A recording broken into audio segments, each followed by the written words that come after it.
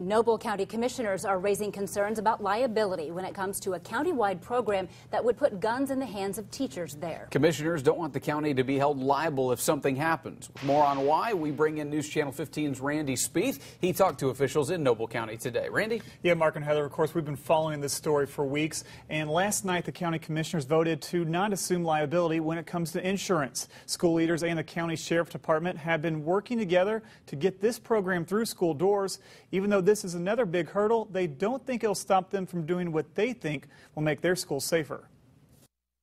It's a program that's faced obstacles before. We've ran into resistance really from the beginning with several things, but it seemed like we were able to get through those hurdles. Now questions surrounding insurance liability and workers' compensation have slowed down a program to arm teachers in Noble County classrooms. We don't want to put somebody in a position where they're acting under the guise of the special deputy and they get injured and then they're not covered through workers' comps. We're disappointed by what the decision was made by the county commissioners, but it certainly isn't going to stop us from trying to do what's best for kids in this case. The Noble County Sheriff's Department has been training teachers at the county schools. The plan was to name them special deputies so teachers could carry weapons inside the classroom.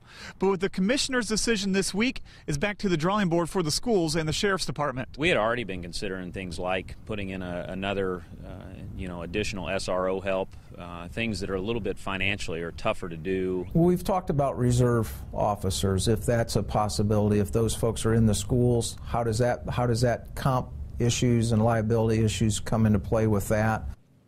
Both the superintendent we heard from and the county sheriff say they and the commissioners all have safety as a priority. And Mark and Heather, Sheriff Doug Harp and school leaders plan to meet later this week to discuss what's next. Okay, thanks, Randy.